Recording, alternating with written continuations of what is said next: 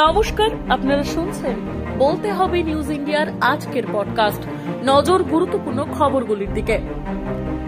আমাকে ফিরতে হবে না জেলে, কেজরির মন্তব্যে জামিনের শর্ত ভাঙেনি, ইডিকে বলল সুপ্রিম কোর্ট। দল বদলে নজির গড়া অর্জুন ভোটের অঙ্কে চাপে, পার্থ কি প্রলয় আনতে পারবেন, ভরসা সর্বহারা দেবদূতে। আদালতের সম্মতি ছাড়া অর্থ নয়ছয়ে অভিযুক্তকে গ্রেফতার নয়।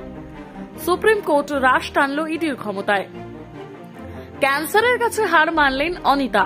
জেট এয়ারওয়েজের প্রতিষ্ঠাতা নরেশ গোয়ালের স্ত্রী প্রয়াত।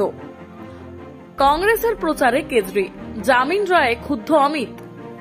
হাইকোর্টে ধাক্কা রাজ্যের। ময়নার বিজেপি নেতা খুনে এনআইএ তদন্ত বহাল প্রধান বিচারপতির বেঞ্চে।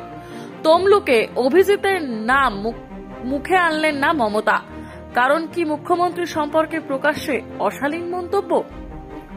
সপ্তাহান্তে আবার তাপপ্রবাহ দক্ষিণের 4 জেলায়।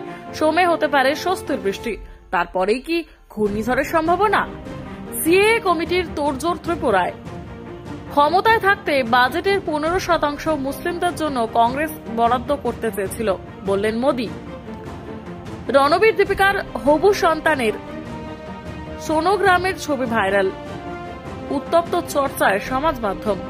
শীঘ্রই বিয়ে করছেন কন্যা আলিয়া। মেয়ের বিয়েতে কত খরচ করছেন অনুরাগ কাশ্যপ। 100 বার দেখেছি ওর ভিডিও। রোহিত জানালেন তার খেলা কঠিনতম বোলারকে। বোল্টের হাতে উদ্বোধনটি টি-20 বিশ্বকাপে ভারত পাক লড়াইয়ের মঞ্চ। কেমন হলো নতুন স্টেডিয়াম। খেলতে এলে পুরো আইপিএল খেলা উচিত। গাওয়াস্কারের পর এবার ক্ষোভ পাঠালেন